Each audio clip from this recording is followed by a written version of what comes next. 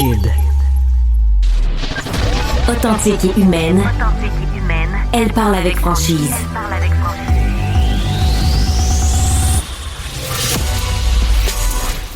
Elle traite l'information avec rigueur et efficacité. Une approche fraîchement moderne de l'actualité.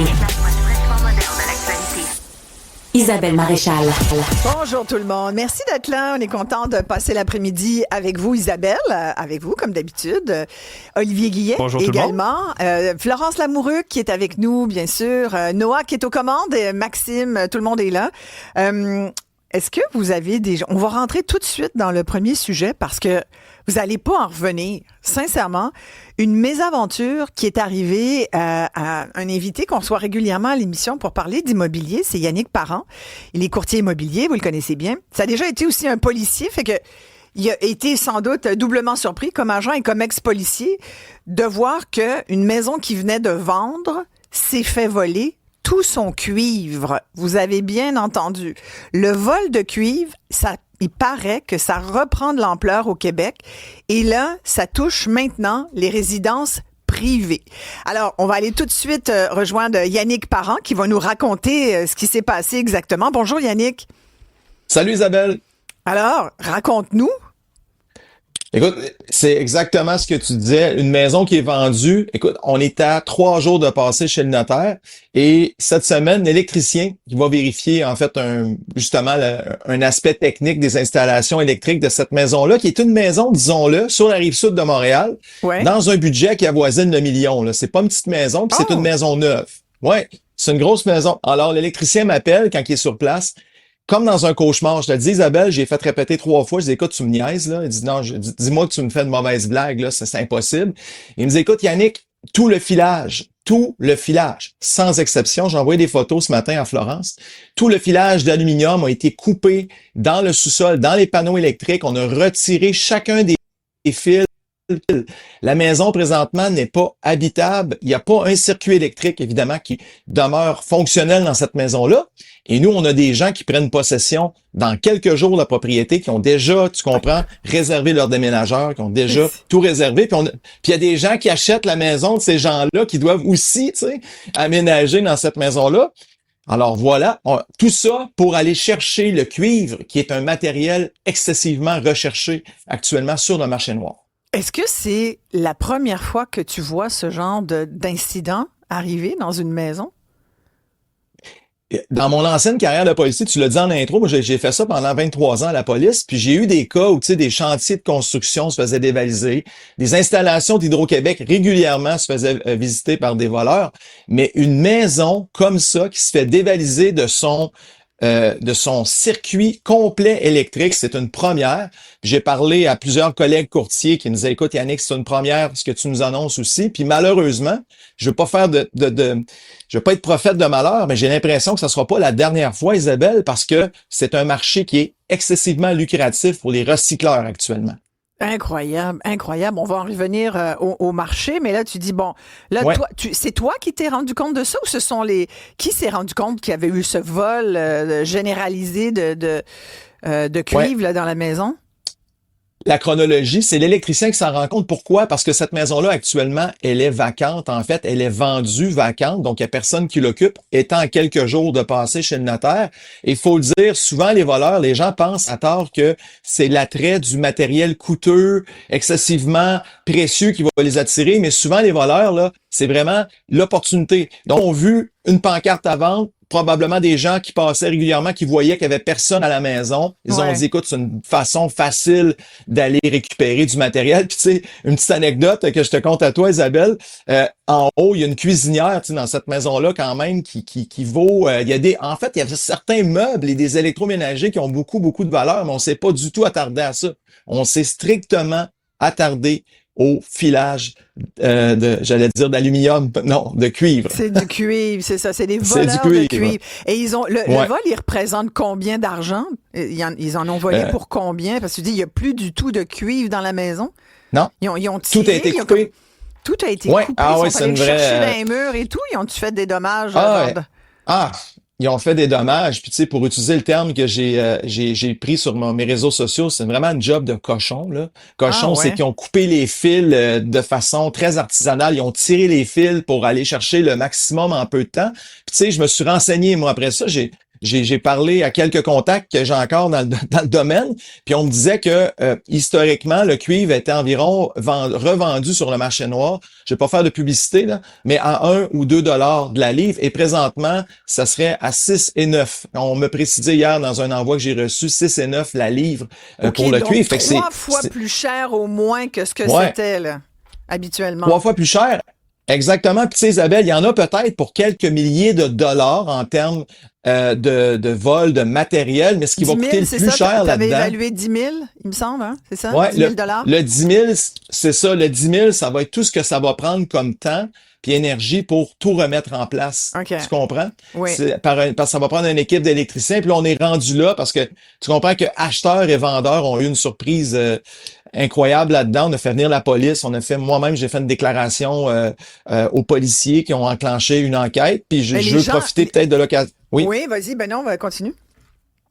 Non, j'allais dire souvent, je me souviens dans mon ancienne vie, les gens disaient des fois, ça vaut pas la peine de porter plainte aux policiers. Moi, je lance le message aujourd'hui, si ça vous arrive chez vous, portez plainte aux policiers. Absolument. Pourquoi? Parce que oui, ils vont initier une enquête, puis éventuellement, si ça mène pas directement à des suspects, ils vont se faire prendre éventuellement dans une autre maison ailleurs, puis on va pouvoir les relier par une enquête. S'il n'y a pas de plainte, on peut rien faire.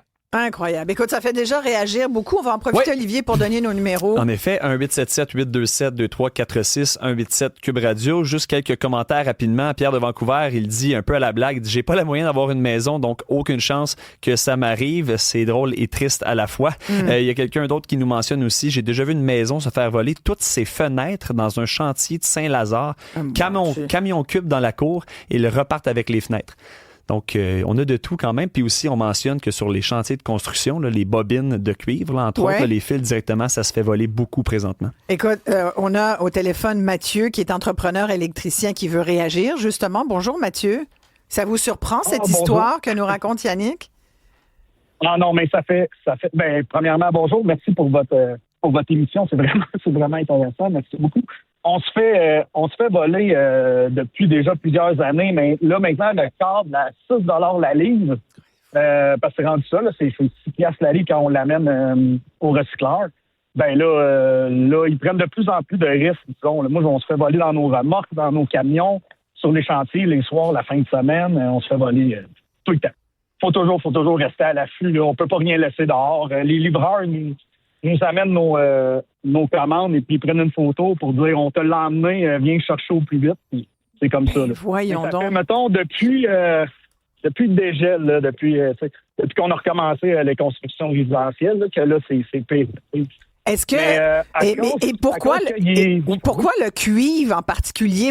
Pourquoi pas? Je sais pas ce que vous avez comme équipement, mais tu sais, l'équipement de gars de construction, d'électriciens, ça vaut de l'argent. Tu sais, ça serait pas plus simple que je veux pas, j'incite personne à voler du stock qui leur appartient pas, mais tu sais, tu dis entre le cuivre, c'est quand même se donner bien du trouble, puis voler un équipement, ça me paraît plus facile. Pourquoi le cuivre en particulier, Mathieu, d'après vous? En fait, là, je pense on est rendu parce qu'on se faisait voler beaucoup nos outils. Ah, c'est ça a été nos oui. outils, nos batteries, tout ça. Fait que là, on s'est acheté des coffres, on a acheté des remorques avec des gros cadenas. Ouais. Ça. Fait que là, c'est un petit peu plus dur de voler nos outils. Fait que là, faut qu'on se revanche là-dessus. Mais je vous dirais, là, quand que le prix augmente, ils prennent plus de risques. Et puis, moi, je suis pompier temps partiel aussi là, dans mon village. Et puis, on les a vus, là. Après une maison qui a passé au feu, aller chercher tout le cuivre qui est là, c'est dangereux d'entrer dans des maisons qui ont passé au feu. Là. Mais complètement. Oui. C'est ça. Fait que plus qu'il est cher, plus qu'ils prennent le risque là, d'aller tout chercher. Puis ils ne savent pas faire la différence. Là. C'est des jobs de cochon pour vrai. Là. Parce qu'on a de l'aluminium dans les maisons, tout ça. Ils prennent n'importe quoi. Puis, mais là, la nouveauté pour nous, puis vous me direz, parce que Gabriel qui renchérit sur ce que vous dites, Mathieu, lui aussi dit, je suis électricien à Drummondville, le vol de fil dans les maisons, ça arrive relativement souvent. Avant, on le disait, là, Yannick le disait aussi, comme policier, il avait déjà vu sur les chantiers de construction, vous le confirmiez aussi. Mais là, le vol dans le résidentiel, ça, c'est nouveau, là. C'est ça qui est arrivé, c'est qu'en fait, là, quand on fait du commercial, on a plus de cuivre, de valeur dans le commercial, dans l'industriel, mais on faisait plus attention parce que se faire voler une bobine dans l'industriel, ça coûtait extrêmement cher, tu sais. Fait qu'on faisait attention. Mais dans le bungalow, on se laissait aller un peu, mais là, c'est ça, là. Fait qu'on va s'adapter. Et puis, mais Qu'est-ce que vous pouvez faire? Des maisons qui sont pas... Qu'est-ce qu'on peut faire pour essayer de... tu peux pas attacher le cuivre. C'est comme, vous pouvez toujours bien mettre vos outils dans un coffre barré avec 2 cadenas, mais le cuivre, comment on fait pour pas se le faire voler? Tu sais, c'est comme... On allume des lampions, puis on espère qu'il ne sera pas volé parce que c'est ça. On n'a pas grand-chose à faire. Et puis une maison, ça prend plusieurs bobines, une maison neuve. Là. Mais oui. Il y en a de la bobine là-dedans. Fait qu'on essaie de le laisser dans le camion, mais là, c'est de le charrier, tout ça. Puis ça, c'est plus de tape, là. Mais c'est des factures aussi aux clients, là, parce que là, je ne sais pas les autres entrepreneurs, qu'est-ce qu'ils font. Moi, quand je me fais voler du cuivre, j'en parle aux clients, on essaie de s'arranger, mais lui, il n'est pas responsable non plus de ça, là, tu sais. Le profit peut descendre assez vite là, à cause de ça. Ça, c'est assez triste. C'est une tendance. J'espère que cet été, cet été, ça va passer, j'espère. Mais à 6 piastres la livre, c'est sûr qu'on se fait avoir. Puis dans je vais terminer avec ça, là, mais dans les centres de recyclage, là, eux autres, t'amènes ton cuivre, ils te donnent ton argent. C'est content, il paraît que c'est cash, il paraît que c'est content, c'est vrai ça? C'est cash, oui, parce que moi aussi, tu sais, j'en ai là, du cuivre, là, je l'amène. C'est cash, mais tu sais, il n'y a pas de... Tu ne donnes pas ta pièce d'identité là, quand tu vas... Oui, mais c'est ça le problème. Ta balance, mets ton livre, c'est ça. Fait qu'après ça, de savoir c'est qui va en avoir volé, ben c'est dur. Exact. Moi, anecdote comme ça, on s'est fait voler à l'époque du fil de téléphone. Il y a du cuivre là-dedans, mais ça vaut à peu près rien. Mais il avait coupé les fils de téléphone d'un poteau, tu sais. Ouais. Mais c'est sûr que la police est allée voir là, au centre de recyclage, c'est qui t'a emmené du fil de téléphone. Là, puis ils ont retrouvé le voleur, mais ils ne peuvent pas faire ça pour tout. Mathieu, en tant qu'entrepreneur électricien, là, dans une maison, là, on parle de 6 $ la livre. Il y a combien de livres à peu près dans une maison, toi qui en installes? Bonne question. Je sais que les maisons... Je vous rappelle. Ouais, c'est ça. non. Mais je veux dire, ça peut être une coquette somme. Là. Mais ça vaut combien, là? Mettons, dans une maison neuve à 1 million, il y a combien de... Tu sais, c'est quoi comme investissement, là? C'est-tu une petite affaire ou c'est quand même... Regarde, là, je suis en train d'en faire une à Tremblant, là, à 12 millions quelque, là. 12 millions? Tremblant. 12 millions quelque chose, là. Ouais, Tremblant. Et puis, là, je suis rendu à proche de 12 000 juste en fil. C'est ça. OK. Oui. Plus le reste, tu sais, là, t'as les boîtes, t'as tout ça, mais juste en filage, plus l'entrée électrique est à peu près autant. C'est ça, c'est par pied carré, mettons. Là, c'est une maison de combien de pieds carrés, ça, mettons, là, à 12 millions, là? Je vais tout compter ça, je vous rappelle. OK, ben merci. Hey, Mathieu, merci beaucoup. C'est ça. Merci bien. Ouais, j'ai pris du temps. Non, c'est super intéressant. C'est le but de cette émission, c'est de vous faire réagir puis que vous deveniez un expert puis un invité de notre émission. Mais puis en plus, vous m'offrez un lien fabuleux avec mon prochain invité. Yannick Parent reste avec nous, bien sûr. Merci, Mathieu, parce que Guy Lapointe est chef des communications du service de sécurité incendie de Montréal. Donc, on parlait de pompiers. Là. Vous êtes aux premières loges. Voyez-vous ça, Guy? Bien, de cette ampleur-là, c'est la première fois que je vois ça. J'ai aussi, dans une ancienne vie, été policier. De cette ampleur-là, j'avais jamais vu ça avant. C'est ça, hein? Effectivement, le vol de cuir, ça fait longtemps que ça existe. On a vu toutes sortes de choses. On a vu des gens s'attaquer à des bornes de recharge de véhicules électriques, des gens s'attaquer à des lampadaires. Tous les endroits où ils pouvaient récupérer du filage. Les maisons, l'édifice vacant aussi. C'est qui ces voleurs-là, ces voleurs de cuivre? Je pense que Yannick l'a bien résumé quand il a parlé de vol d'opportunité. C'est vraiment ça. C'est des gens qui ont la capacité de faire ça rapidement, vont tenter d'avoir d'occasion, vont la saisir et c'est facile à revendre par la suite. Nous, de notre côté, ce qui nous a... Oui, mais ça prend quand même... Je comprends, le métier vol d'opportunité, il faut quand même être dans la business de voler quelque chose. À partir du moment où on a compris la facilité avec laquelle on peut revendre ça, parce que c'est exactement ça, mais c'est un crime qui ne laisse à peu près pas de traces. Si on ne se fait pas surprendre au moment du vol, si on ne se fait pas électrocuter ou électrifier, parce que je vous parlais... C'est dangereux? Mais absolument. Il y a des gens qui vont s'attaquer à des bornes de recharge de véhicules électriques, qui n'ont aucune notion, qui vont simplement couper le câble. On a des cas, nous, on est intervenu, le service incendie, comme premier répondant, sur des cas où des gens ont été électrifiés gravement. Là. On parle de brûlures au 2e degré, des gens qui auraient pu décéder parce que... Coupe ça avec une pince? Il y a des gens que c'est ça qu'ils vont faire. Quand on parle d'opportunité, c'est pas nécessairement des spécialistes. C'est des gens qui vont voir une occasion, vont la saisir, souvent sans trop savoir ce qu'ils font. Et c'est extrêmement dangereux. Là. C'est extrêmement dangereux. Là, on parlait de vol de cuivre sur les chantiers de construction. Là, apparemment, depuis plusieurs années, on le disait, là, c'est déjà sorti, c'est une plaie. Mathieu vient de le témoigner. Mais là, dans les résidences, là, il y a entrée par infraction dans l'histoire de Yannick. Là, vous êtes 2 anciens policiers tous les deux. En plus, là, vous êtes pompier, Guy. Là, il y a entrée par infraction. Je comprends l'opportunité, mais là, ils se sont dit, effectivement, la maison, il y a personne. Hey, on y va, on rentre, on vole le cuivre. Mais ça se fait pas en 2 minutes, là. Ça veut dire qu'il faut... Quand Mathieu disait, les gens prennent de plus en plus de risques. Il y en a sur la santé. On peut s'électrocuter. Absolument. Mais on peut aussi mettre le feu à la maison, puis ça prend du temps, là. Ça veut dire qu'on peut se faire prendre aussi, là. Absolument, puis ça prend beaucoup d'audace là, pour rentrer à l'intérieur et faire ça. Comme je vous disais, moi, de cette ampleur-là, moi non plus jamais vu ça dans ma carrière. Mais là, ce qu'on a constaté aussi, c'est qu'auparavant, on voyait ça beaucoup, nous, au niveau du service incendie, dans les bâtiments vacants. Ouais. On en a parlé, bâtiment qui n'est pas occupé, des squatteurs, les gens vont rentrer à l'intérieur, vont voler le cuivre. On a vu ça aussi pour les fils de mise en terre, là, à l'extérieur de l'édifice, qui sert un peu de soupape, si on veut, s'il y a une surcharge de courant qui amène le courant dans la terre. Et nous, ce qu'on a constaté comme nouveau phénomène... Attendez, sur les fils de mise en terre, dans un là, bâtiment. Il y a du cuivre aussi, c'est exactement, ça? Ces fils-là... C'est aussi pour le cuivre? Absolument, exactement. On avait déjà vu ça, des bâtiments vacants. Mais là, ce qui est nouveau, qui est récent, on a eu un incendie sur le boulevard industriel à Montréal-Nord le 4 mai dernier. Oui. Et c'est un incendie qui était d'origine électrique. Et dans le cadre de l'enquête, en discutant avec les électriciens, on a constaté que le fil de mise en terre de l'édifice avait été volé. Donc, on n'est pas en mesure... Fait que c'est ça qui aurait causé l'incendie. On n'est pas capable de l'exclure ou de le déterminer avec certitude, mais ce qui est certain, c'est qu'il y a un risque. Quand on retire... Ce fil-là, il y a une utilité. Là. Oui, c'est quoi l'utilité? C'est exactement ça. En cas de surcharge électrique, que ce soit la foudre, un appareil qui ne fonctionne pas, cette surcharge-là, cette électricité-là va être envoyée dans le sol. Dans le sol, de façon sécuritaire. Si on n'a pas ça, bien là, le courant va aller ailleurs. Ça peut être dans le boîtier métallique d'un électroménager. Une personne peut s'électrifier, peut s'électrocuter. Wow. Et ça peut aussi déclencher un incendie. Donc, il y a un risque d'associer à ça.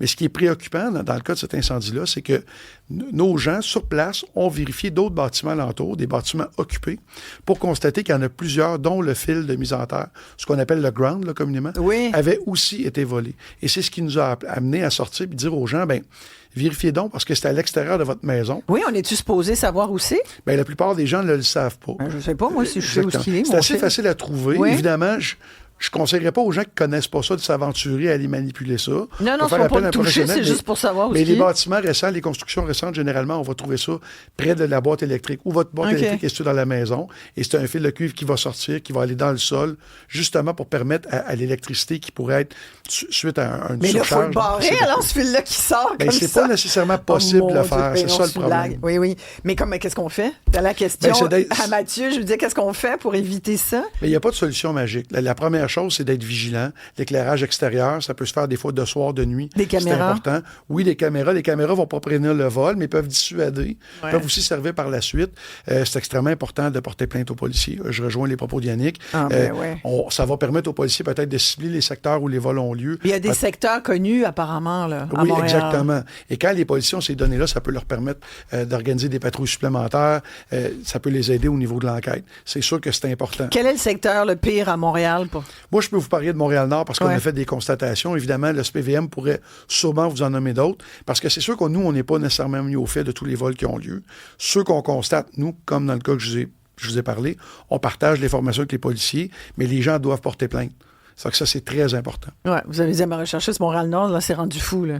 Bien, en tout cas, dans le cas qui nous occupe, c'était une première, là. Nous avons autant de bâtiments autour qui sont occupés, qui sont utilisés, dont le fil de mise en terre avait été volé. On n'avait jamais vu ça avant. Incroyable. Yannick, tes clients, ils ne devaient pas en revenir, là?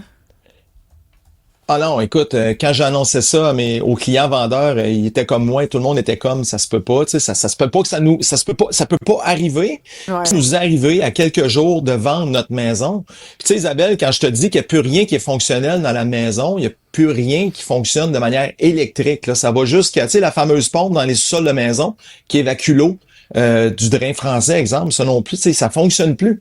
Alors, c'est très préoccupant. Alors là, c'est une gestion un peu, sans rendre ça plus grave que c'est plus une gestion de crise. Alors là, c'est la police, c'est les assurances, c'est essayer de planifier des scénarios si jamais on n'est pas capable de convenir aux dates qui étaient prévues, parce qu'il y a des gens qui vont se retrouver à ne pas pouvoir prendre possession peut-être là, dans les temps prévus, ce qui est une catastrophe en fait. Ben, je comprends, parce que là, c'était signé chez le notaire, donc là, on était dans la prise de possession prochaine, là.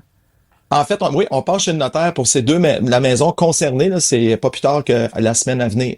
Donc, okay, et là, on est le notaire. Oui, avec l'occupation immédiate. OK. Puis là, les gens, les acheteurs, ça leur a pas donné envie de se retirer de parce que là, tu sais, ça peut... Non, parce qu'ils... Oui, absolument. Oui, ils comprennent que c'est... Oui, ben c'est contextuel, hein, puis on le sait que, comme on disait, comme Guy le mentionnait, l'opportunité était là. Cette maison-là n'était pas visée spécifiquement, c'est la facilité qui a amené les voleurs là. Puis je jasais avec les policiers qui sont venus prendre la plainte, puis ils me disaient que pas très loin de là, il y a un complexe en construction, et sur le complexe à construction qui est pas surveillé la nuit, hein, on va se dire, il n'y a pas tout le temps de la surveillance dans les chantiers de construction, ils se font voler régulièrement. Alors moi, je pense que j'ai toujours dit que la fraude était le crime du siècle, mais je crois que les voleurs vont se raffiner vers des produits qui sont faciles à aller chercher, moins risqués. Puis l'autre problème qu'on a avec ça, Isabelle, puis là, on pourra en parler longtemps, mais on s'entend qu'à la cour, ces gens-là, malheureusement, les peines criminelles sont assez clémentes pour ces gens-là. Une petite tape sur les mains, puis on retourne dehors, tu sais. Fait que c'est sûr que c'est pas très dissuasif pour ces gens-là. D'ailleurs, Guy voulait réagir à ça. J'allais même dire, puis ça l'amène d'autres types de problèmes. Ces gens-là, souvent, ce qu'ils vont faire, c'est qu'ils vont accumuler le câblage. Et là, la façon dont ils vont se servir pour être capable d'enlever la gaine, parce que le fil, ils vont mettre le feu. Et là, on voit des gens faire ça des fois dans les bâtiments vacants. Ils vont faire un amoncellement de fil, vont y mettre le feu pour faire fondre la gaine, puis récupérer le cuivre. Et ça peut déclencher des incendies. On a eu un incendie dans un campement de personnes en situation d'itinérance il y a quelques jours, où il y a un incendie qui a été déclenché exactement à cause de ça. C'était des fils de cuivre? Exactement. On avait fait un amoncellement de fil, on y avait mis le feu pour se débarrasser de la gaine. C'est la façon la plus facile, mais aussi la moins sécuritaire de le faire.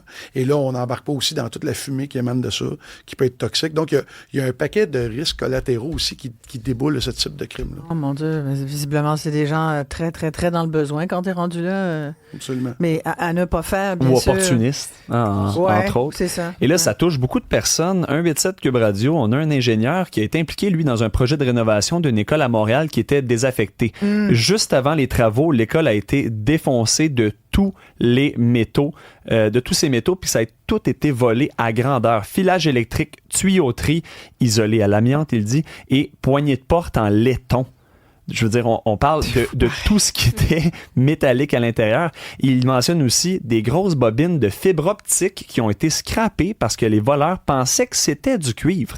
Donc, on a tout tenté. Et un autre cas, c'est un grutier, à Tours dans la construction. Et plusieurs fois, il s'est présenté le matin pour constater que le câble d'alimentation avait été volé au complet. Il dit 600 volts, 200 ampères, parfois jusqu'à 240 pieds de haut de la base jusqu'à la flèche coupée, il mentionne. Donc, on parle d'une immense distance. Puis il dit, maintenant, on utilise des câbles en aluminium pour diminuer les risques de vol.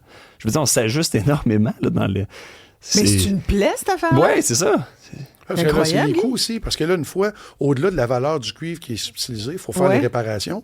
Je pense encore à l'exemple que Yannick nous a amené avec la maison. C'est un cauchemar. Là. Si ça a été fait souvent par des gens qui sont des amateurs, qui n'ont aucun souci de faire du dommage. Eux, il n'y a aucune considération sur les conséquences, les réparations que ça peut engendrer. Là, vous aurez compris que c'est beaucoup de frais qui viennent avec ça aussi. Et il y a beaucoup de cas, parce que Florence, tu t'es intéressée, là, on voulait voir, est-ce qu'il c'est le seul ou il y en a eu d'autres, et tu en as répertorié pas mal depuis le début de l'année, là, depuis seulement janvier 2026. Plusieurs, puis je vais vous en nommer, mais tantôt, j'ai parlé avec un électricien qui me disait pourquoi c'est si facile de vendre du cuivre. Ce qu'il me disait, c'est que les forgerons et tout ça, eux, ils achètent leur cuivre de façon comptant.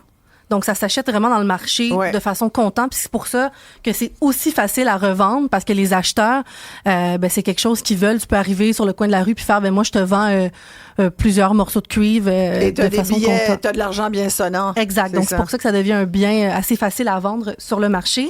Puis tantôt, en faisant la recherche de l'émission, j'ai vraiment été surprise de voir à quel point il y en a des vols de cuivre. J'aurais pu continuer là, toute la journée. Juste en janvier 2026, il y en a eu plusieurs dans la région de Montréal. Un dans Chaudière-Appalaches aussi pour près d'1,5 million de dollars.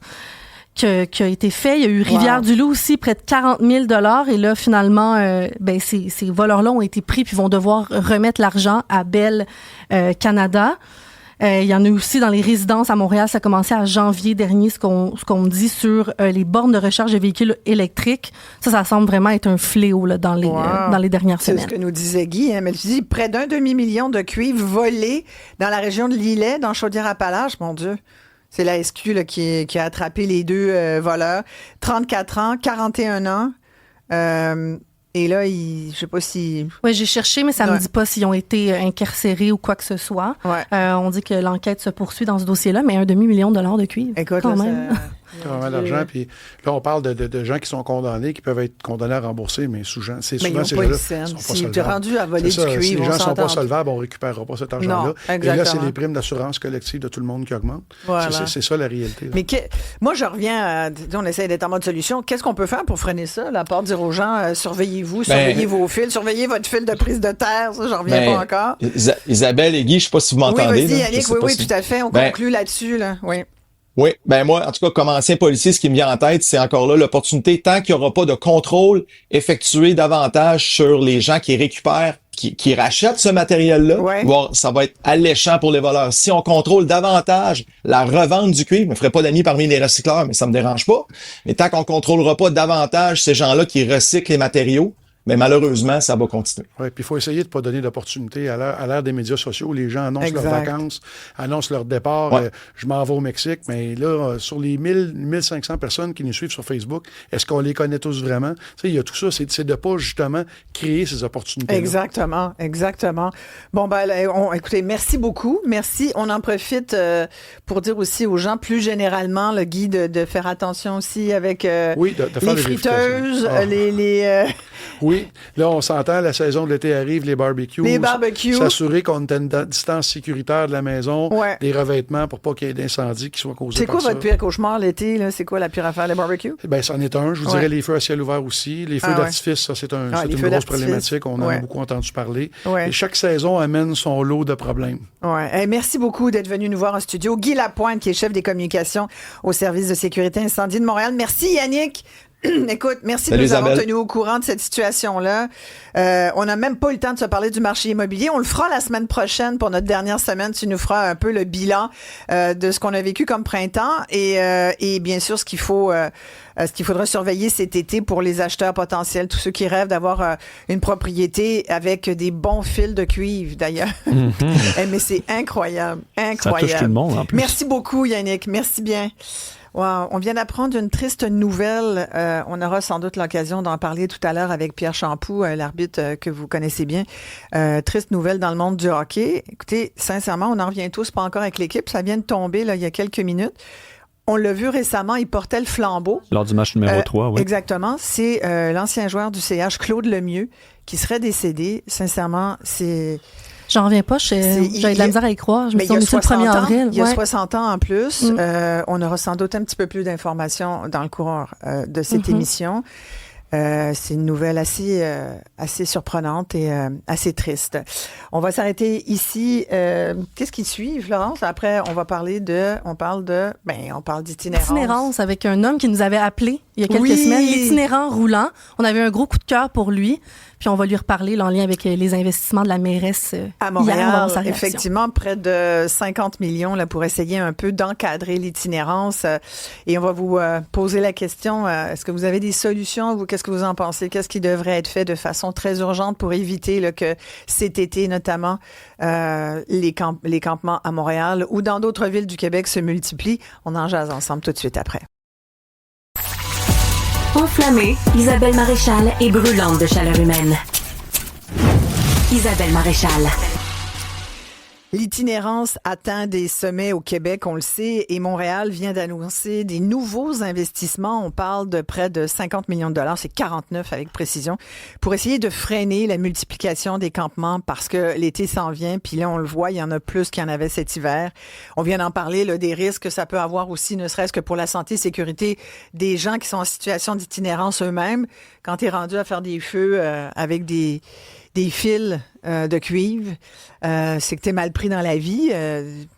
Et bref, ces campements-là aussi, je le sais parce que parfois vous nous le dites, ça exaspère beaucoup de citoyens qui vivent dans ces quartiers. On pense tout le long de Notre-Dame, dans Hochelaga, dans Maisonneuve, Ville-Marie, mais ailleurs aussi au Québec. C'est pas juste Montréal qui a cet enjeu-là. Là. C'est un enjeu vraiment québécois.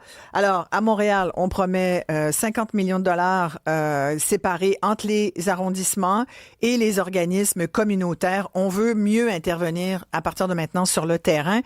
Et il y a aussi des initiatives citoyennes qui prennent le dessus. Et l'autre jour, on s'en parlait et il y a un auditeur, Éric, qui nous a dit avoir fondé un peu comme ça, de façon organique, un organisme qui s'intitule l'Itinérant roulant. Il est à Sainte-Thérèse, mais Éric nous avait raconté qu'il venait vraiment souvent à Montréal et voir justement les gens des campements à Montréal. Et là, récemment, il a fait après nous avoir appelés, il a fait une publication et ça a créé tout un mouvement. Éric est avec nous. Merci d'être là. Merci Allô, à Éric, vous. Oui, bonjour Mme Maréchal. Merci à vous de m'avoir invité. Merci. Ben, ça nous fait grand plaisir, Éric. Racontez-nous, parce qu'après l'entrevue, on avait fait un appel pour dire, si vous voulez aider Éric puis son organisme, l'Itinérant roulant, appelez-nous, on va vous mettre en contact et tout. Puis c'est arrivé, Éric. Absolument. Il y a une dame qui m'a appelé au téléphone pour me dire qu'elle voulait m'aider. Elle voulait venir distribuer des trucs. Elle m'a confié que son mari était décédé récemment. Elle avait ramassé ses trucs, elle avait été distribuer ça sur les campements Notre-Dame puis tout ça. Puis elle voulait avec nous venir distribuer des trucs. Fait que on a convenu, moi et elle, en jasant, elle a décidé d'acheter des cartes cadeaux de la pharmacie, du métro et pharmacie, métro et du Dollarama. Alors elle a acheté 500 $. J'étais estomaqué quand elle me dit ça. De cartes cadeaux qu'elle a distribuées avec cœur. Ça a été notre ange de la journée. Ben oui, elle s'appelle Linda. Linda, si vous êtes à l'écoute, appelez-nous parce qu'on aimerait beaucoup pouvoir vous parler. C'est formidable ce qui s'est passé autour de votre mission. En fait, c'était pas une mission à la base. Vous vous êtes pas dit, Éric, OK, moi je pars à un organisme communautaire, j'appelle ça l'itinérant roulant, je vais m'occuper des itinérants, des personnes en situation d'itinérance. Ça s'est pas fait comme ça, Éric. Racontez comment c'est parti cette histoire. Moi, j'ai commencé tout bonnement. J'avais été le faire à l'occasion avec ma sœur. Ma sœur m'avait un petit peu initié. Elle avait donné. À un moment donné, elle avait été distribuée de la nourriture, des vêtements. Elle m'avait donné le goût. J'avais été faire ça deux fois avec elle. Puis je l'ai fait après ça par moi-même. J'étais allé acheter du café, distribuer du café. J'avais aimé jaser avec eux autres. Ils étaient contents de ça puis tout ça. Fait j'avais le goût de faire un petit quelque chose. Puis je trouvais qu'il faisait au mois de novembre, on a commencé à faire pas mal froid cette année. Fait que j'ai trouvé qu'il faisait froid de bonne heure cette année. Fait que j'avais le goût de faire un petit quelque chose pour eux autres. Puis, dans le fond, j'avais un campeur qui, pour l'hiver, il ne sert absolument à rien. Fait que j'ai dit, hey, j'ai un peu de chaleur là-dedans. Je peux me faire du café. Je peux leur faire des toasts. Fait que ça a commencé comme ça. Puis, dans le fond, on les aborde. On leur demande un peu comment ils vont, c'est quoi leurs besoins. Tout l'hiver, ça a été j'ai froid. Fait qu'on les invitait à rentrer, on jasait un petit peu avec eux autres. C'était de l'écoute qu'on faisait. On leur disait qu'on leur offrait une petite demi-heure de chaleur pour que les autres puissent aussi en profiter. Alors, des fois, c'était une petite rotation. On pouvait en essayer 3. Et puis, à la semaine 2, mon ex-femme a dit, hey, c'est le fun ce que tu fais, je vais y aller avec toi. Fait que mon ex-femme, depuis la semaine 3, a décidé de venir avec moi. Alors, elle était à l'intérieur. C'est elle qui faisait le café. Moi, je les accueillais. Et puis, elle aimait jaser avec eux autres. Ils se sont confiés beaucoup à elle. Puis, fait que mon ex-femme est là depuis la semaine 3. Bon, et après ça prouve que vous vous entendez bien aussi avec votre ex, Éric, par la bande. Absolument, absolument. Et faut avouer aussi, ma fille aussi qui est géniale. Oui, ma fille qui est géniale, qui m'aide tout le temps à tous les niveaux, a aussi embarqué avec moi. Elle est venue faire à quelques reprises. Et ma petite fille aussi, Mallory, qui est venue à quelques reprises. Et dans le fond, j'ai eu beaucoup de bénévoles. Là, on est rendu avec 21 parce que Linda veut continuer avec nous aussi. Puis j'ai une nouvelle bénévole qui est arrivée hier dans notre groupe de bénévoles qui va venir probablement en fin de semaine.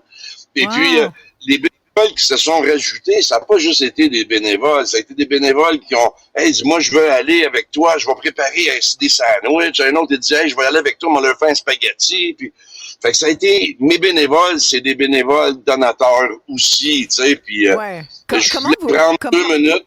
Oui, allez-y. Vous vouliez 2 minutes pour je les voulais juste remercier? prendre 2 petites secondes même pour les remercier parce que dans le fond, l'itinérant roulant ne serait pas là présentement à vous jaser si eux autres n'auraient pas été là.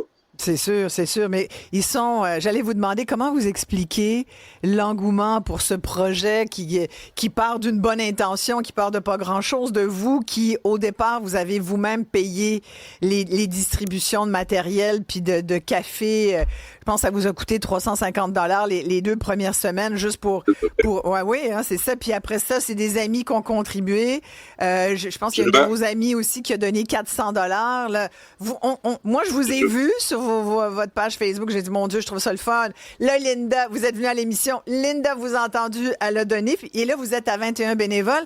Il y a comme une espèce c'est comme une enflure positive, bienveillante.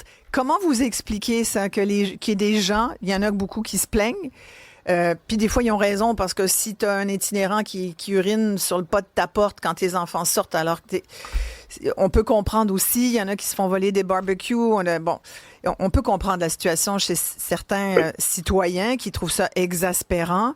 En même temps, il n'y a pas de toit pour tout le monde. On est rendu là.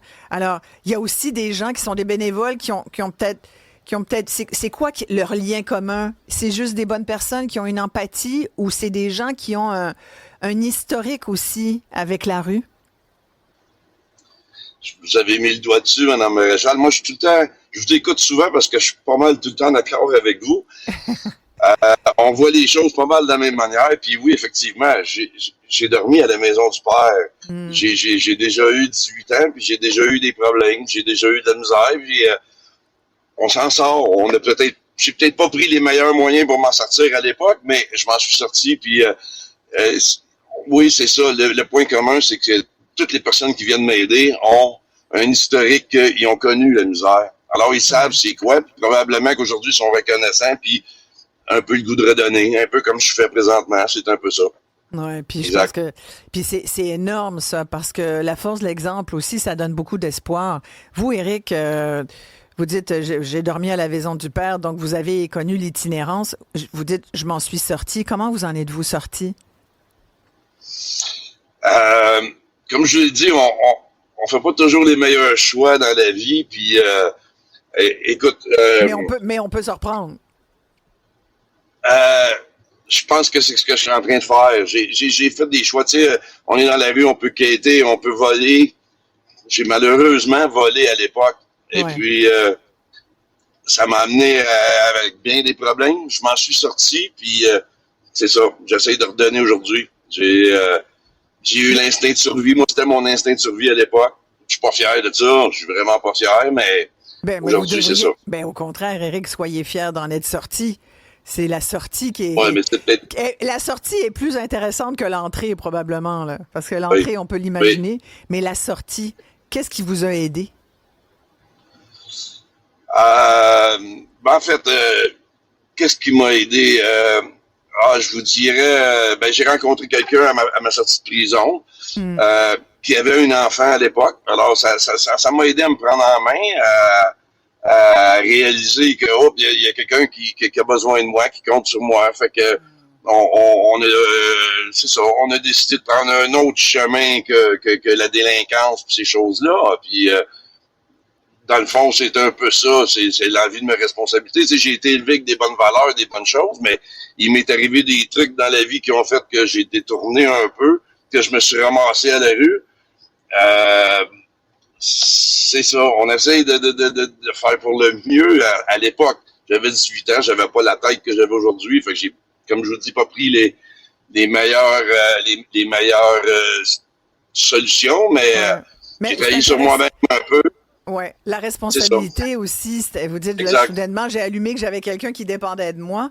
Toute la question du logement, parce que je pense que la mairesse Soraya Ferrand-Martinez disait ce matin, entre autres, On va se baser sur le modèle de la Finlande, entre autres choses qu'elle a dites, là, quand elle a fait l'annonce de ce 50 millions, 49 millions en fait, pour lutter contre l'itinérance. Elle dit on a vraiment un projet, puis sur les 18 prochains mois, notre but, c'est vraiment de créer 500 nouveaux logements hyper abordables pour les itinérants, c'est-à-dire que on les placerait, on l'a pas expliqué plus, là, je pense que on essaye de l'avoir la semaine prochaine en entrevue plus longue là, pour qu'elle détaille un petit peu plus son plan, mais l'idée, c'est de sortir des centaines de personnes des campements.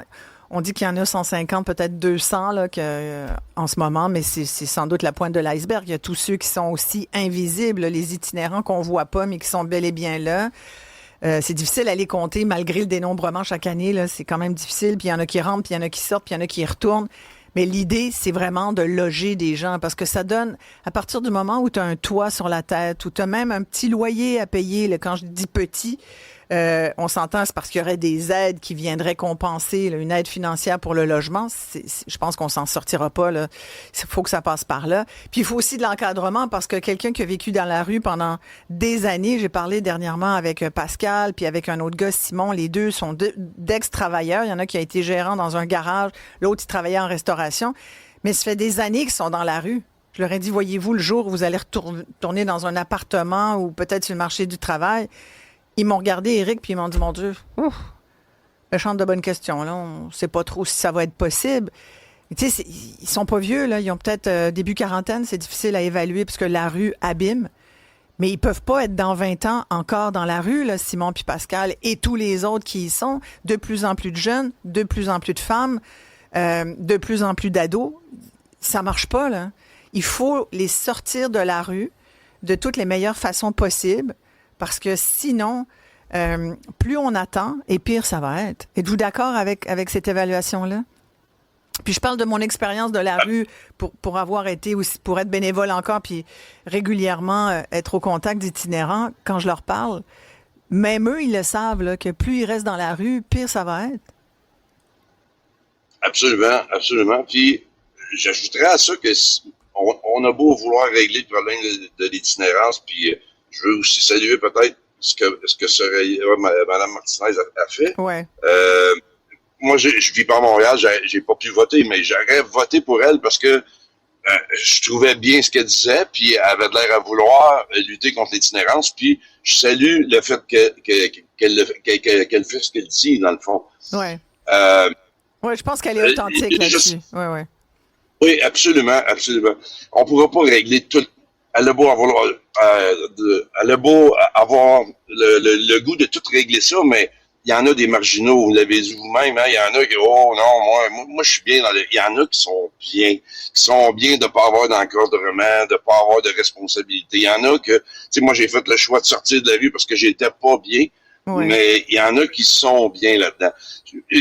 Mais on peut régler le problème à la base, on peut régler, il va toujours en avoir, mais là, c'est rendu une crise. On en a trop. Exact. Moi, je pense que la majorité... Êtes-vous d'accord, Éric, de ce que vous en savez? Vous l'avez vécu? Est-ce qu'on peut dire quand même, mettons, c'est toujours la règle du 80-20, là? Il y a 20% des gens que tu n'arriveras jamais à sortir d'une situation. Absolument. C'est peut-être ça, là, puis c'est pas scientifique comme sondage, c'est une expression, Absolument. mais c'est peut-être ça. Ce qui veut dire, ça veut dire que la majorité, on est quand même capable d'agir. Des fois, tu t'accommodes d'une situation, puis tu penses que c'est ça qu'il te faut, puis c'est ça dans quoi tu es bien. Parce que tu as juste connu ça. Un jeune sur 3 de la DPJ qui sort en ce moment à 18 ans, il s'en va direct dans la rue. C'est sûr que si dans 10 ans, on lui demande, veux-tu revenir, veux-tu travailler, veux-tu avoir un logement, il va dire, ben là, non, je suis bien dans la rue.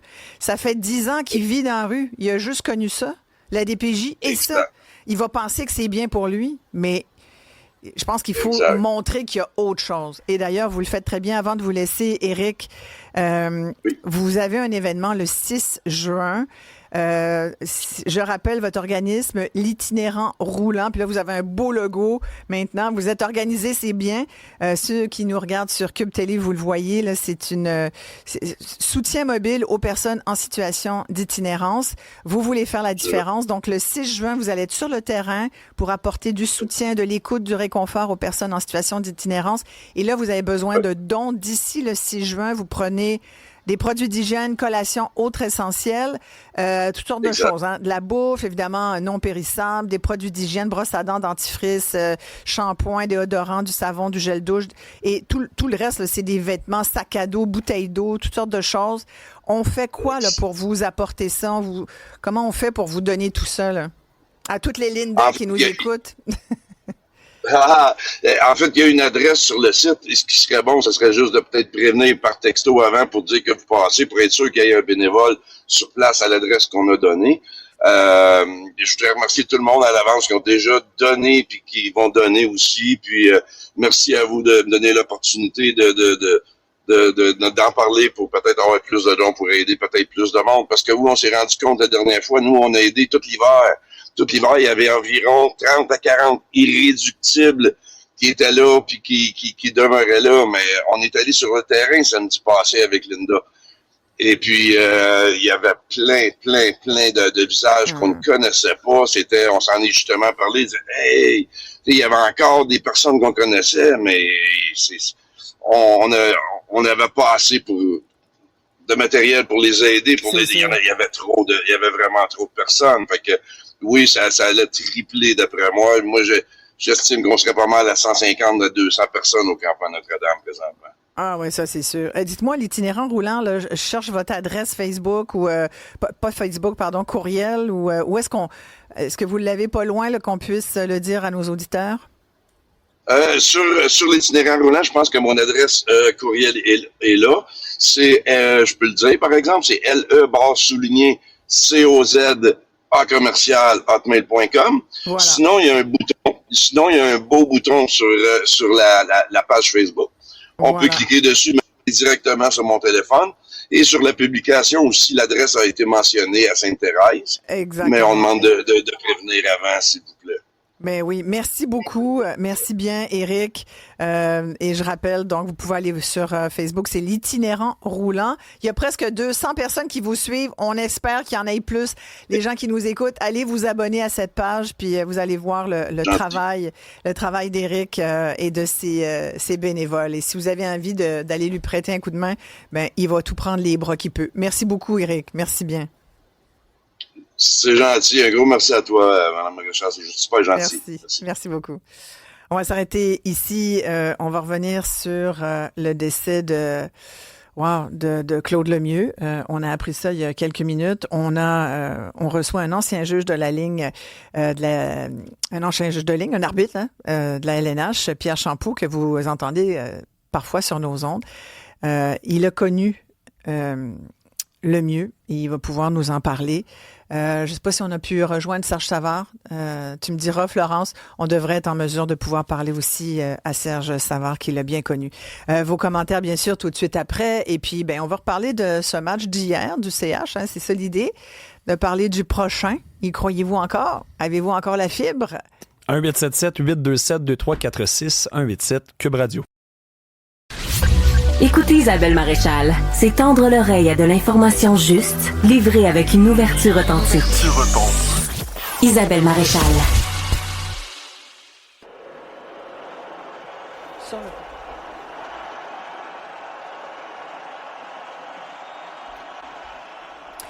Ce que vous entendez et ce que vous voyez à Cube Télé, c'est l'entrée glorieuse de Claude Lemieux. Ça se passait lundi au Centre Bell, bien sûr. Il portait la flamme. Tout au cours de cette série, le Canadien nous a habitués à ramener des gloires du Canadien de Montréal. Et là, Claude Lemieux, dont on apprend le décès à 60 ans. Quelques jours, donc, après avoir porté le flambeau au Centre Bell. Évidemment, beaucoup de gens là, nous écrivent déjà, Olivier, pour nous dire qu'ils n'en reviennent pas. On va en profiter pour vous redonner l'occasion de pouvoir nous appeler parce qu'en plus, on reçoit Pierre Champoux, qui est un ancien arbitre de la LNH. Puis, faut dire que depuis quelques jours, depuis le début de ces séries, nous avons à cette émission, comme à d'autres, on a un petit peu... de haine, peut-être. Voilà. De frustration. Écoute, frustration. La haine, pas tant, mais disons j'allais dire, chercher le mot français pour bitcher. On a un petit peu bitché. On a un peu mémère. On a un petit peu parlé contre les arbitres, finalement. Mais bon, c'est normal. Pierre Champoux, merci d'être là. Bonjour. Je dis que c'est normal parce que il y a eu quelques décisions. Nous y reviendrons. Mais décision douteuse des arbitres dans le cours de cette série. Mais je veux vraiment qu'on vous entende, Pierre, sur Claude Lemieux, parce que vous l'aviez bien connu quand dans votre jeune âge, vous m'avez dit, là, vous habitiez tout proche l'un et l'autre. Oui, c'est désolant d'entendre des nouvelles comme ça, très triste. Inattendu, là. Effectivement, un jeune âge comme ça, à 60 ans, là. Claude, j'ai eu la chance de l'arbitrer dans le temps du junior majeur, et puis quand il a gradué dans l'Union nationale, il habitait à peu près d'un autre, pas loin de chez moi. Puis, de temps en temps, on se voyait soit au magasin, puis on piquait une jase, puis oui, c'est sûr. Parlait de tout et de rien. Et puis, son beau-frère demeure, c'est un de mes amis, Michel Filion, pas loin de chez moi aussi. C'est désolant d'entendre ça. Claude, c'est un gars qui était combattant. J'ai même eu la chance de faire un camp junior pendant l'été, dans le temps de Luc Robitaille, Jocelyn Lemieux, son frère. Puis, tu sais, on se côtoyait tout le monde pas mal, mais tu sais, j'ai vu la progression de Claude. Puis 4 Coupes Stanley. Ouais. Avec 3 ou 4... J'ai ça devant moi. Ouais. On parle aussi, a été repêché en 1983 par les Canadiens en deuxième ronde. Par la suite, en 86, Coupe Stanley avec les Canadiens. Quitte les Canadiens pour se joindre aux Devils New Jersey. Remporte la Coupe Stanley en 95. Par la suite, se dirige avec l'Avalanche. Donc, une 3e Coupe Stanley en 96. Et ensuite, revient avec les Devils une seule année en 2000 et remporte la Coupe Stanley avec les Devils. Tout un curriculum vitae. Et on l'appelait Pépé. Pourquoi? Pourquoi Pépé? Pépé de Pew, le Pépé la peste? Ben, c'était une peste sur la patinoire parce que lui, il pouvait faire n'importe quoi pour aller chercher, travailler pour son équipe, aller chercher une pénalité. Moi, j'ai déjà eu une situation pendant un match à New Jersey, quand il jouait à New Jersey, puis on a vu comme qu'il s'avait mordu. Il était face à la bande, puis pour l'équipe, il avait essayé, puis on l'avait... Vous l'aviez attrapé. On l'avait attrapé, puis on a dit, avec toi, on sait pas qu'est-ce qui se passe, qu'est-ce que tu peux faire, puis tout ça. C'est un joueur qui aimait... il était tellement combatif, mais il aimait aussi créer de l'animosité, puis essayer de chercher, puis pousser l'arbitrage, parce qu'il était tout le temps sur la ligne. Ouais. Le guideline là, qu'on appelle, puis on l'avertissait souvent. Il était averti souvent. Mais Claude, c'est un gars combatif. Puis tout le monde détestait Claude quand tu jouais contre, mais toute équipe voulait un Claude Lemieux. Ben oui, il a fait plusieurs équipes. Là. Ouais. Puis après, il est devenu agent de joueur. C'est un gars tough. Ben oui, complètement. Mais 60 ans, là, c'est ouf. C'est jeune. On voulait vous entendre sur les arbitres parce que... Non. Ben oui. Quand on regarde ça, Pierre Champoux, là, on a-tu raison de dire, hey, il y a des décisions qui n'ont pas eu d'allure? Là, c'est sorti tout à l'heure, là, comme quoi même, il y a un journaliste de la Caroline qui dit que les arbitres, finalement, auraient avoué qu'ils se seraient trompés. C'est une drôle, c'est mal écrit, là. Je sais pas. C'est sur la décision d'hier sur le hors-jeu? Avant le but gagnant des Hurricanes en prolongation contre le Canadien, mais je pense que c'est le match numéro 3. Oui, là, parce que Lane Hudson, on se rappelle, s'est fait faire. Il a trébuché directement. Oui. C'était flagrant. On le voit présentement à l'écran. Je veux dire, on pouvait pas l'inventer. Écoute, c'était devant les yeux de M. Charon et M. McCauley, qui ont beaucoup d'expérience. Puis c'est ça qui a amené un peu au débat de comment ça, qu'on n'a pas pu faire ça. Puis après, juste après, il y avait eu un 6 joueurs sur la patinoire du Canadien. Et là, les deux arbitres se regardent en mode, on peut pas vraiment le donner. Oui, exact, vu qu'on l'a manqué l'autre. On peut pas comme négocier ça comme ça. Non. Puis parfois, quand tu es dans le match, si on prend sur la punition d'un trébuché, oui, le bâton était là. C'est question de jugement, mais le bâton était là au moment que la rondelle. Quand on parle des 6 hommes, parfois, s'il y a un arrêt de jeu, c'est parce que c'est le juge de ligne qui a arrêté le jeu. Ouais. Puis il a rapporté l'infraction, mais à ce moment-là, la question est posée, t'es-tu vraiment sûr? Exact, en plus. Si les 6 joueurs étaient sur la patinoire, oui, la rondelle, t'as-tu prêt? Parce qu'il y a des situations où tu peux avoir 6 joueurs, Puis c'est un in and out vite. Exact. Une entrée, Puis une sortie rapidement. D'ailleurs, c'était ça. Puis là. qui n'est pas impliqué dans le jeu. Ouais. Puis les arbitres l'ont vu, ils ont décidé de pas l'appeler parce que, tu sais, t'es en série, ça te prend vraiment une bonne appel, tu sais, que ça soit vraiment le bon... Là, il était comme le corps à moitié embarqué. C'est question encore de jugement, mais avec les gars d'expérience, c'est sûr qu'il y a peut-être un juge de ligne qui n'avait pas aussi d'expérience sur la patinoire ce temps-là. Sauf qu'hier, oui. Premier but des Hurricanes, on s'est entendu qu'il était hors jeu. Même que Martin Saint-Louis... tu veux dire qu'il n'était pas hors jeu? Oui, exactement. Et Martin Saint-Louis a voulu faire appel, puis finalement, il a décidé de ne pas faire appel parce que ça aurait rajouté une punition. Puis, est-ce qu'il aurait dû faire appel? Ben, si tu regardes toute la situation, là, c'est sûr que Toronto a demandé de reviser, ou en haut, au niveau de celui qui s'occupe des appels ou qu'il y a un but qui est entré, oui ou non. C'est les reprises, hein. Puis une reprise que tu peux pas voir quand c'est pas concluant. On l'a vu, nous, à TV. On l'a vu à TV. Au moment que ça se passe, il y a certaines caméras qui rentrent pas aussi rapidement avec les réseaux. Tu sais, on regarde. Là, moi, j'écoutais les commentateurs. Là. Ouais. Les commentateurs ont dit... Là, ben, tu le voyais un peu. Il n'y a pas de but. Tu voyais un peu qu'il y avait du blanc. C'était la position de la rondelle, c'est bien rare que ça arrive, ça. Ouais. Parce que la rondelle était comme dans les airs. Elle était un peu haute, right? Elle était pas flat. On parle bien du premier but des Hurricanes. Oui. Elle était comme... On l'a vu, puis il l'a ramené. C'est sûr, s'il y a un peu de blanc qui a passé, c'est peut-être une erreur. C'est une erreur aussi d'en haut, mais peux-tu imaginer combien il y a de caméras puis combien de personnes qui regardent ça? Moi, je pense que Martin Saint-Louis aurait dû aller en appel. Puis il l'aurait eu, puis ça aurait cassé le... Hey, on peut pas dire ce qu'on veut. Mais dis-toi, Isabelle, pour la défense de Martin Saint-Louis, là, je veux dire, il y a des gens qui sont payés... la défense, tout le monde le défend, Martin Saint-Louis. C'est pas juste Martin Saint-Louis, c'est qu'il y a une équipe qui est payée, puis il n'y a pas juste une personne qui regarde ça. Il regarde chacun, il décortique chacun des jeux sur la patinoire et par la suite, lui glisse l'information. Donc, ils lui disent probablement un pourcentage de si tu y vas, tu as peut-être un 20% que ça marche ou pas du tout. Donc... Mais si tu y vas... mais tu casses les jambes de l'autre équipe. Là. Oui, mais t'as un risque. T'as un risque, c'est sûr. Mais regarde ce qui est arrivé. 2, boum, un autre, 3, boum, that's it, c'était fini. Ouais. La game a fini avant la fin de la première. T'es vraiment partisante, toi. Hein? Ben, écoute. Regarde ses ongles. Elle a les ongles colorés canadiens. Mais oui. Mais tu sais, moi, je me disais, puis about time que tu changes les trios, là, aussi. Mais là, on est dans le jeu, Pierre. Non, mais moi, ça me dérange pas. Mais moi, il y a une affaire, là, que, oui, l'instructeur, tu sais, Martin, il a dit, on va changer de trio pour faire. Mais je suis sûr, à peu près sûr, qu'après la deuxième période, quand ils sont rentrés, Martin doit avoir dit, écoutez les boys, là, la pression, là, on va enlever ça tout de suite, là. Ouais. On s'en va là, on va apprécier le moment où ce qu'on est rendu.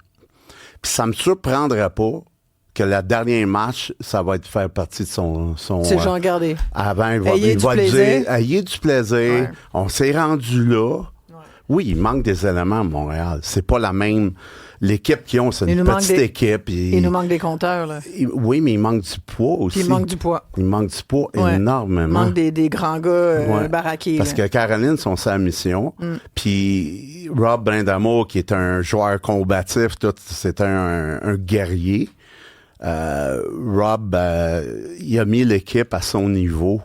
Puis ils ont été chercher les joueurs. Ils ont des petits, mais les petits sont combattants aussi. Ouais. Ben, on a des combattants quand même, on l'a vu, mais on dirait que ça leur prend un électrochoc pour se réveiller. Nous avons des combattants, mais qui sont jeunes, qui sont extrêmement jeunes, donc il faut apprendre à ça. Mais là, parlons un peu du Canadien qui tire de l'arrière 3-1 dans la série. Le pourcentage d'efficacité, c'est-à-dire de succès dans cette situation-là pour remporter une série en 7 est d'environ 9%. Et là, on s'entend qu'avec un record de médiocrité en termes de tirs au filet. Record de médiocrité? Non, c'est vrai, c'est dans le Journal de Montréal.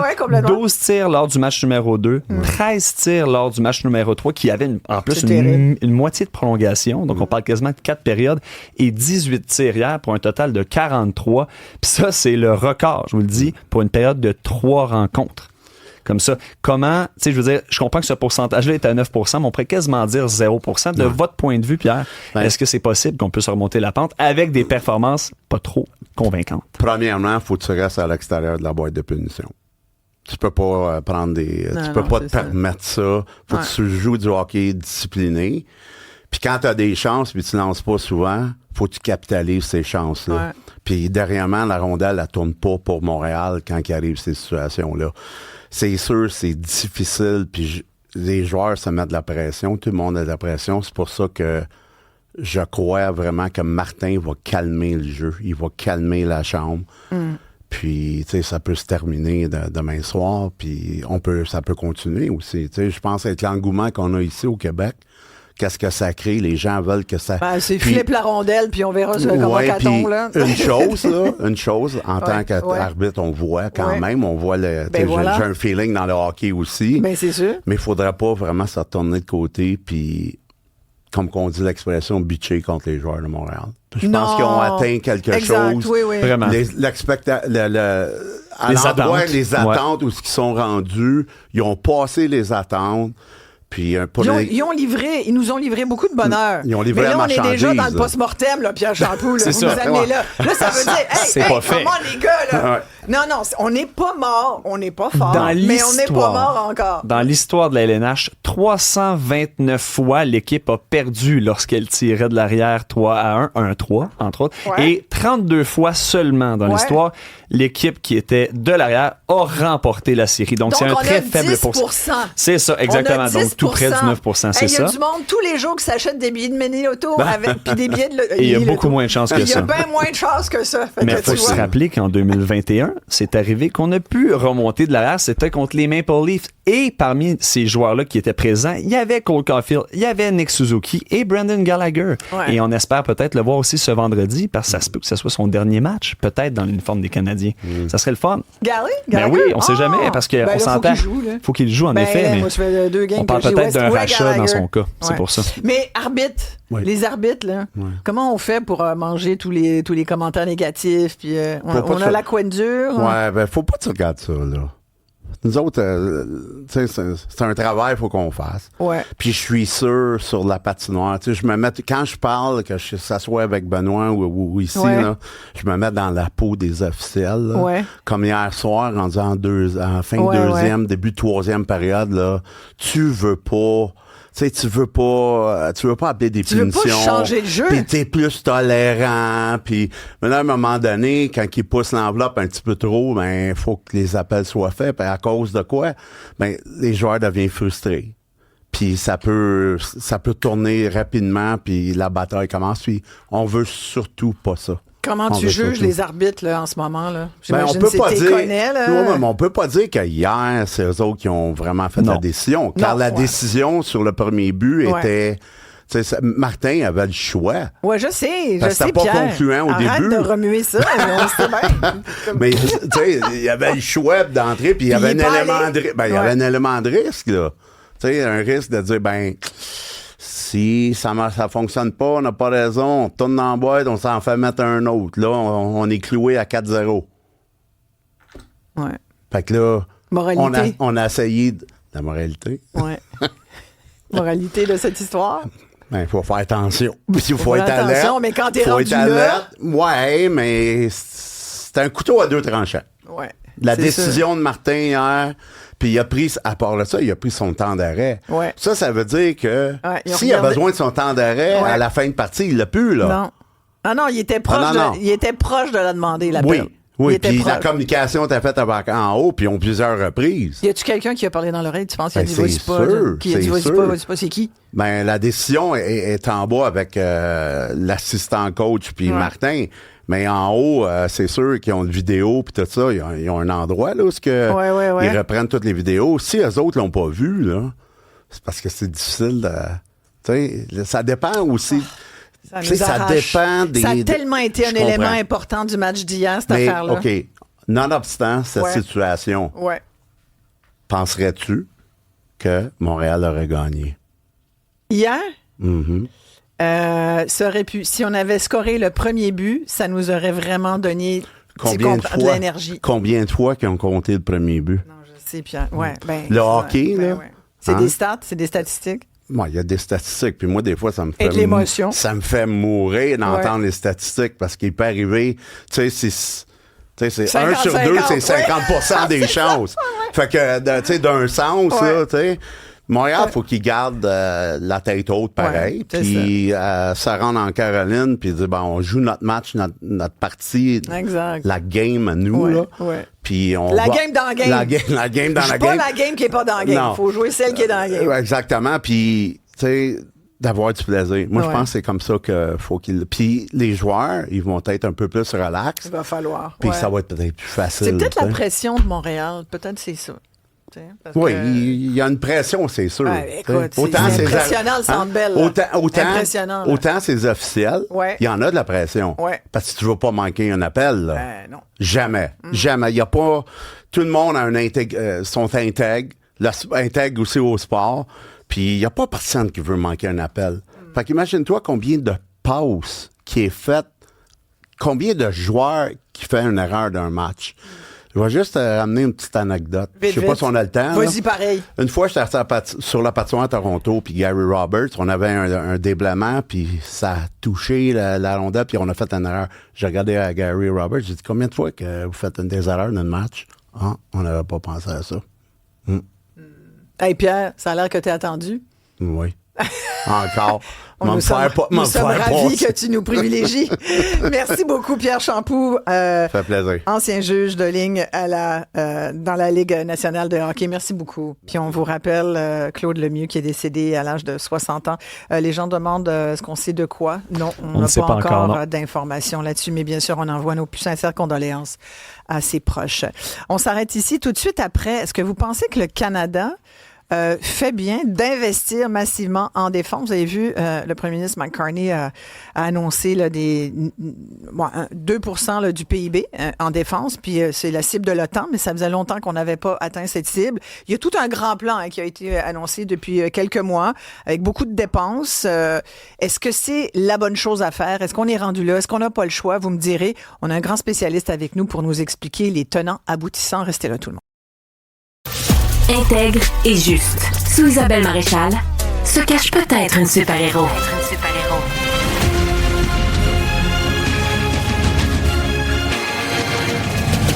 Isabelle Maréchal. On sait que le Canada a décidé de répondre à la cible fixée par l'OTAN en matière de défense. En mars dernier, d'ailleurs, Mark Carney avait annoncé qu'ils avaient atteint le 2% du PIB du pays en dépenses de défense, effectivement. C'est vraiment un changement quand même majeur là, pour le Canada et surtout dans le contexte tendu actuel. Et là, hier, Mark Carney a poursuivi ses investissements en annonçant donc qu'ils allaient investir plus de 65 milliards de dollars dans l'industrie militaire. Il y a des négos qui ont lieu avec la compagnie Saab pour l'achat d'avions de surveillance. On veut être en mesure de détecter des menaces sur plusieurs centaines de kilomètres. Bref, c'est une annonce là, qui s'ajoute à celles qui ont déjà été faites et qui montre la volonté nette, la volonté claire là, du gouvernement Carney de réduire la dépendance du Canada envers les États-Unis, même si, sincèrement, quand on regarde, on peut se poser la question, avons-nous les moyens de ne pas fonctionner avec les États-Unis? Je ne sais pas si on a vraiment une industrie de la défense ici. Je vais poser la question à Stéphane Roussel. Il est professeur titulaire spécialiste en géopolitique de l'Arctique à l'École nationale d'administration publique. Bonjour, Monsieur Roussel. Bonjour, Mme Maréchal. On va donner également l'occasion. Des grandes questions. Ben oui, c'est ça, mais c'est le sujet que je voulais vraiment, qui est central à mon avis. C'est là, on dit beaucoup de choses, puis les auditeurs pourront réagir. Oui, croyez-vous que le Canada en fait assez en matière de défense ou peut-être trop? Vous pouvez nous appeler 1-877-827-2346, 187 Cube Radio. Peut-être trop, parce que quand on regarde notre industrie de la défense, là, je la mets entre guillemets, la question, Stéphane Roussel, en a-t-on vraiment une assez solide sur laquelle se baser pour construire tout le reste?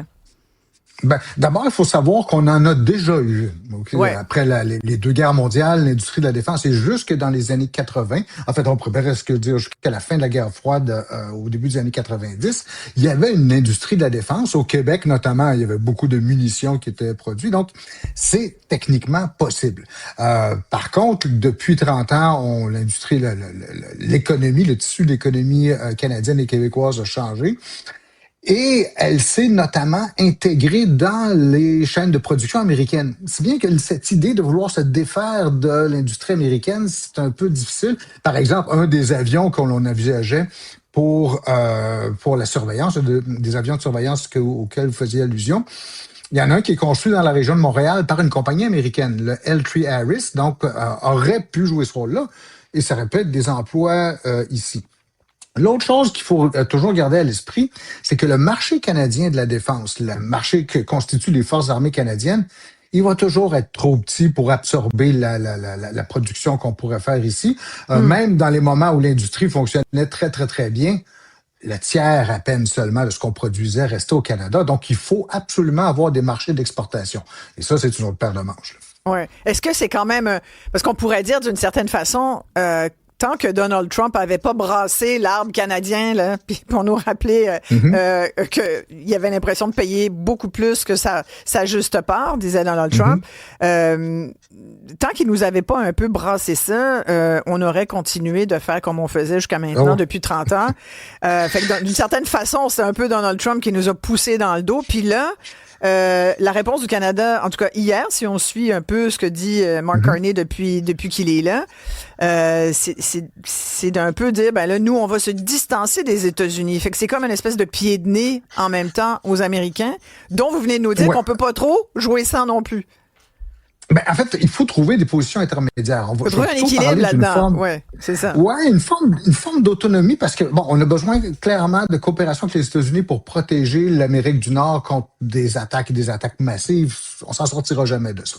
Cependant, il existe toute une autre catégorie de problèmes et de menaces. Par exemple, faire face aux conséquences des changements climatiques, les feux de forêt, les inondations, l'érosion des berges, tout ça, ça draine des ressources des forces armées et il faut qu'on soit capable de le faire tout seul. On veut pas avoir besoin d'appeler les Américains à chaque fois qu'on a une catastrophe. Exact. Idem pour ce qu'on appelle les menaces hybrides. Vous savez, ça peut être des opérations qu'un État, ou la Russie ou autre, mène contre le Canada, puis on sait pas trop, mais c'est pas une attaque nucléaire. C'est une attaque de beaucoup plus faible envergure. Et ça aussi, le Canada doit être capable au moins de faire face à ce genre de menaces-là, encore une fois, sans avoir besoin de l'aide des États-Unis, parce que surtout de ce temps-ci, je vais vous dire, c'est peut-être pas une bonne idée d'avoir besoin de l'aide des États-Unis. Ils risquent de le charger très cher, si vous voulez. On est plus dans une logique presque mafieuse ici, où on va avoir tendance à vouloir s'occuper de nos propres affaires plutôt que de demander cette protection qui risque de nous coûter très cher, finalement.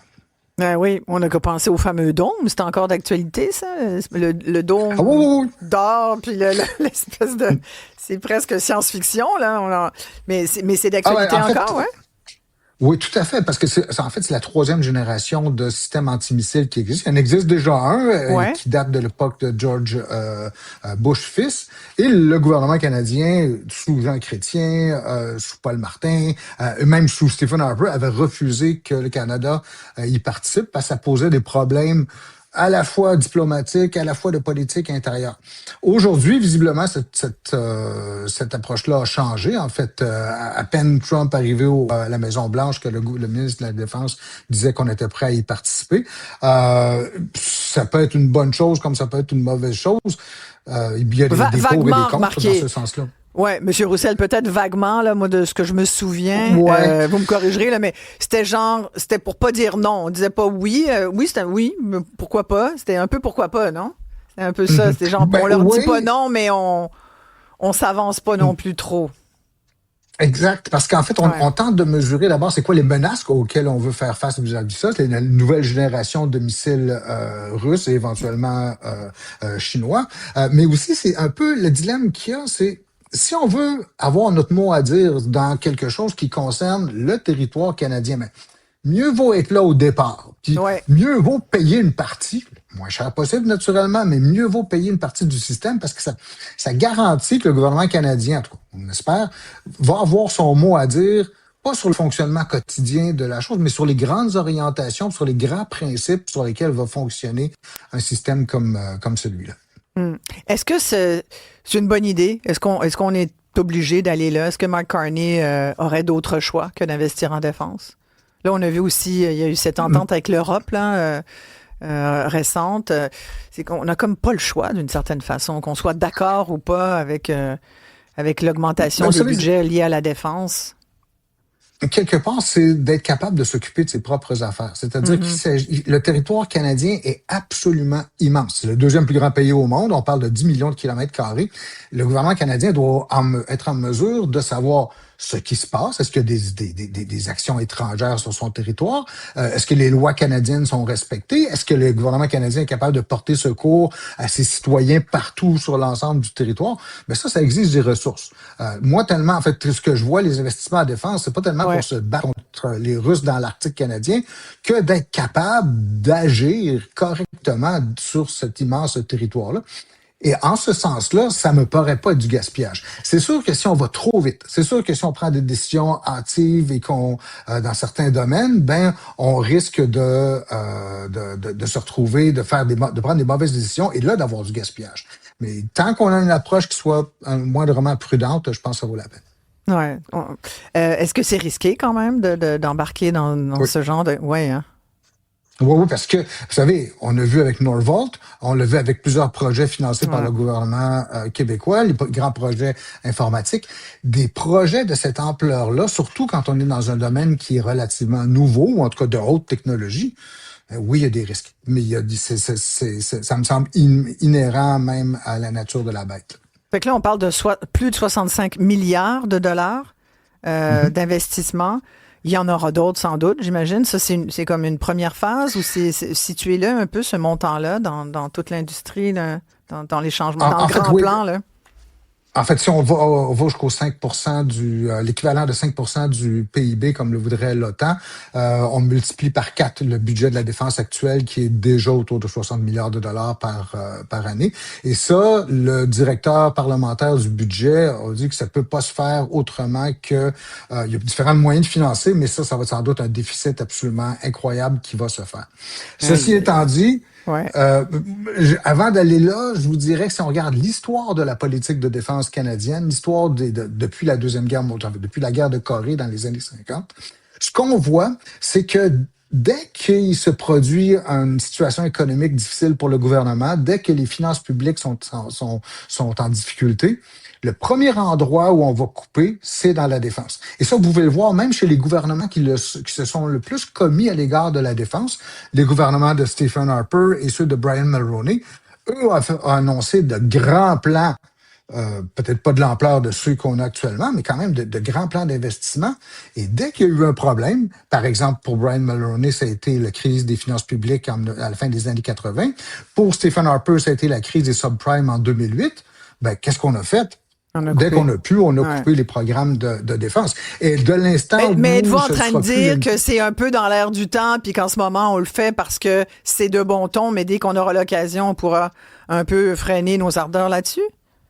Je pense que oui. Et en fait, je pourrais même aller plus loin parce que le but, actuellement, c'est de dépenser pour dépenser. C'est-à-dire qu'on veut envoyer un message aux alliés, on va envoyer un message aux Américains, regardez, on est sérieux en matière de défense, on va investir beaucoup. Et finalement, il n'y a pas beaucoup de débat qui se fait sur le comment on va dépenser cet argent-là. L'idée, c'est regardez, nous dépensons, donc nous sommes sérieux. C'est un petit peu ça le message qui est envoyé. D'où mon scepticisme, c'est à savoir, est-ce que ces grands programmes-là vont tenir le coup? Est-ce qu'on va avoir des marchés d'exportation pour l'industrie qu'on développe actuellement? Est-ce que cette industrie-là va maturer correctement? C'est encore plein de questions qui demeurent. C'est pour ça que j'hésite à me commettre pour dire qu'en 2035, on va avoir des budgets de la défense qui vont être éléphantesques ou astronomiques comme ça, là. Ouais, merci beaucoup, fascinant. Stéphane Roussel, professeur titulaire, spécialiste en géopolitique de l'Arctique à l'École nationale d'administration publique. On a pas mal de commentaires là-dessus. Oui, Pierre de Vancouver, on ne va pas se mettre contre personne, on ne va pas se battre contre personne. L'armée devrait être là pour nous protéger en cas d'attaque, mais il faut arrêter d'envoyer du monde à l'extérieur. Donc, si les fonds sont pour la protection du territoire, OK, sinon, Non. Ouais. Et on nous rappelle aussi que l'armée canadienne est encore très loin, malgré ces investissements-là, de beaucoup d'autres armées, entre autres la Russie, parce que là, on a entendu Canada contre Russie. Quelqu'un nous mentionne LOL, Canada contre Russie. Ben voyons. Oui, exactement. On va s'arrêter ici tout de suite après pour jusqu'à la fin de l'émission. On va parler avec Marc-André Leclerc, notre analyste politique. Je vais vous poser une question. Vous avez vu le débat de la journée, là, c'est comment se fait que la première ministre du Québec ne connaissait pas la dette? La connaissez-vous, vous, le chiffre de la dette? Vous allez me dire, hey, je suis pas premier ministre, c'est pas ma job. En effet. Ancienne ministre de l'économie. C'est intéressant quand même. C'est intéressant de. Hey, on s'en jase après la pause. Bougez pas personne, restez là tout le monde. On revient. Isabelle Maréchal. Avec son cœur de justicière, elle parle d'inégalité sans crainte. C'est la nouvelle politique du jour. Vous savez que cette semaine, c'était les crédits à Québec. Donc, le gouvernement qui devait répondre aux questions des oppositions sur les crédits, c'est-à-dire les fonds négociés, approuvés, tout ça. On explique un peu la politique financière du gouvernement, les décisions. Fait que là, les oppositions posent toutes sortes de questions. Et là, on a posé hier une question à la première ministre du Québec. Et d'ailleurs, on va vous faire écouter ça si vous l'avez manqué. C'est quoi la dette nette au Québec aujourd'hui? La dette nette aujourd'hui. Est-ce que vous n'avez pas l'idée du chiffre, Madame la Première ministre? Je voudrais vous donner le bon chiffre. Environ. Je vous donne du jeu, là, il n'y a pas de... 36%. En fait, non, je veux la dette nette en chiffres, en dollars. Bon, ben c'est comme savez ça. c'est quoi? L'élève n'avait pas la réponse. Alors, en théorie, on peut dire qu'elle a coulé son test. En même temps, on avait envie d'avoir votre opinion là-dessus. Est-ce que vous trouvez que c'est grave? Est-ce que vous trouvez que c'était pas fin de la part de l'opposition, André Fortin, entre autres, de lui faire passer ce genre de test? Est-ce que, bref, c'est normal que la première ministre ne sache pas au million près combien est la dette? On va voir ce qu'en pense notre analyste politique, Marc-André Leclerc. Bonjour, Marc-André. Bonjour Isabelle. Écoute, c'est quasiment amusant ce débat-là. Quasiment amusant. Ouais. T'en penses quoi? Ouais, c'est sûr mais c'est ça un peu, hein, l'étude des crédits, là, tu l'as bien expliqué, Isabelle, d'entrée de jeu, un peu c'est quoi normalement, là, qu'est-ce qu'on veut faire avec l'étude des crédits, mais on s'entend que c'est souvent pour aller piéger, là, soit les ministres, ou dans ce cas-ci, quand c'est l'étude des crédits de la première ministre, de son ministère, hein, parce que ce qu'on oublie souvent dans notre système parlementaire, c'est que les ministres ont leur ministère, mais la première ministre, elle a également un ministère, là, qui est le conseil exécutif. Donc, elle doit se prêter au jeu de l'exercice. Et là, c'est sûr que M. Fortin, chef le parlementaire du Parti libéral du Québec, en posant cette question-là, a réussi à piéger Mme Fréchette, qui aurait beaucoup mieux paru, je pense, Isabelle, si les gens, parce que là, bon, les gens qui sont avec nous à la télé, là, ont vu un peu qu'il y a des gens en arrière d'elle. Là. Donc, pour les gens qui ils dormaient-tu au gaz assez? Sincèrement, ils ont comme allumé. Quoi? Il y a une question. Sincèrement, mais c'est là que et c'est là que l'extrait qu'on vient de jouer, Isabelle, qui est partout dans les médias, qui est partout sur les médias sociaux présentement, c'est là, je trouve, qu'il fait mal paraître Mme Fréchette dans son rôle de première ministre du Québec, parce que si, mettons, tu sais, Isabelle, toi, t'es là, t'es la première ministre, puis moi, je suis en arrière parce que je suis ton directeur de cabinet, où il y avait également le secrétaire général du Québec, le premier fonctionnaire. Et si ça avait pris... Hier, j'ai fait le test, là, parce qu'on a parlé de ça hier à la joute, et j'ai fait le test avec mon téléphone intelligent pendant qu'on jouait l'extrait. Ça m'a pris 3 secondes, tu sais, le temps que je tape. Ah, mon Dieu, ça a été long. Moi, je l'ai fait tantôt devant Olivier, ça m'a pris une seconde. Ouais, c'est vraiment très rapide. T'es plus rapide que moi. Clairement, tu maîtrises encore mieux la technologie, mais bon, on était en onde, là. Peut-être c'est pour ça que j'étais un peu plus lent. Marc-André, ben oui. Non, en onde, ça prend, tu sais, c'est que c'est rapide. On aurait pu avoir la réponse. C'est rapide. Ça prend 1 à 3 secondes de dire dette nette du Québec. T'arrives là. elle aurait peut-être pas eu le chiffre exact à la scène près, parce qu'il y a la dette nette, également il y a la dette brute, en tout cas, c'est différentes façons. Ouais. Là, il y a un calcul qui est là, il y a un calcul qui est fait, qui est là, qu'on trouve rapidement sur le web, entre 1 et 3 secondes, si vous êtes rapide ou non. C'est ça. Ça, c'est la dette brute. Hein. C'est pour ça, c'est pas le chiffre. Non, c'est ça. Ça, c'est pas le chiffre que M. Fortin a nommé. Lui, il est arrivé à 259 milliards, c'est environ, c'est pas mal ça le chiffre. Ouais. C'est ça. Qui est dans le fond, là, il y a quelqu'un qui lui a chuchoté 36 %. Mais c'est en fait 38,8 du produit intérieur. C'est ça, c'est 38,8. C'est ça. Donc, je pense que mon point, Isabelle, c'est qu'elle aurait mieux paru si en 3,5 ou 5 secondes, quelqu'un aurait dit 250, 260, puis elle aurait dit, regardez, c'est dans une fourchette entre 250 et 260 milliards, ça aurait mieux paru. Ce qui fait mal également, Isabelle, pour Mme Fréchette, c'est que, bon, c'est sûr que c'est pas la fin du monde. Il faut s'entendre qu'il y a des problèmes plus gros que ça que la première ministre. Bon, c'est peut-être une addition d'éléments qui ont débuté samedi matin, lorsqu'on a vu sur la place publique ce fameux courriel que le ministre des Finances, Éric Girard, a envoyé à Christine Fréchette, où il dit comme faites on résume, là, je vais paraphraser vraiment beaucoup, faites attention, on dépense peut-être trop, les Québécois vont s'en rendre compte, on avait dit qu'on avait une enveloppe de 250, on est rendu au-delà de ça, où on se dirige vers, présentement peut-être pas une en haut 250, mais on se dirige vers une augmentation puis d'un dépassement de cette enveloppe-là, d'espèce de cagnotte là, préélectorale là, qu'on avait mis dans le budget du 25 mars. Ouais. Donc,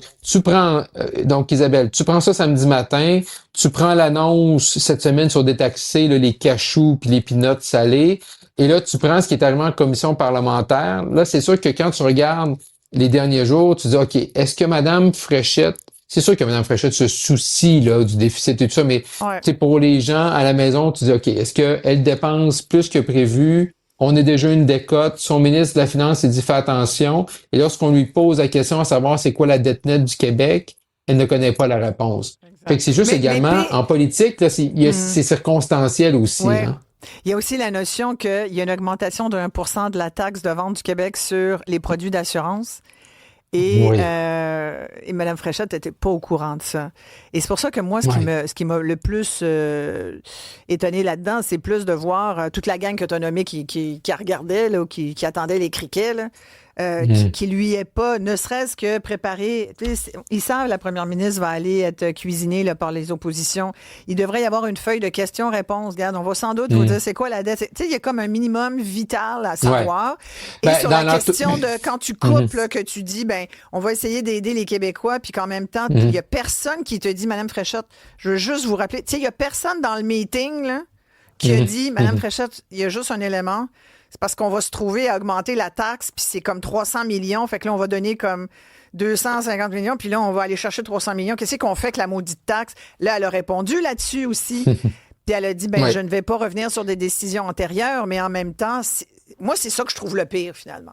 Et ça, ce cas-là, je suis content que t'en parles, Isabelle, parce que ce cas-là, sur l'histoire, l'augmentation là, de la taxe sur les primes d'assurance, qui a un impact sur nous tous, là, c'est que, bon, c'est vrai que c'est pas dans le dernier budget, c'est dans le budget précédent, ça fait un bout de temps. Mais en plus, Mme Fréchette, tout d'abord, elle a parlé de cette idée-là, de reprendre les surplus à cause de l'augmentation des prix à la pompe, en tout cas pour les immatriculations. Elle en a parlé durant la campagne à la chefferie. Et là, c'est comme si, probablement, personne lui a dit, Mme Fréchette, sachez que c'est une bonne idée, sans doute, mais qu'également, on a fait ça, v'là un an. Puis c'est sûr qu'on peut se voir en contradiction d'augmenter, on donne une baisse là, mais également il va y avoir une augmentation bientôt. Fait que c'est sûr que ça peut mal paraître. Donc, parce qu'il y a eu un moment d'avoir l'idée durant la course à la chefferie.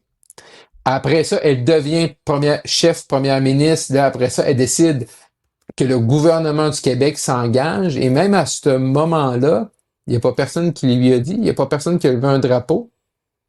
Il y a comme eu plusieurs occasions avant d'arriver hier en études de crédit, Isabelle, je trouve, puis là, comme là, elle est un peu pris, puis là, elle sait pas trop, elle est obligée d'admettre qu'elle ne savait pas.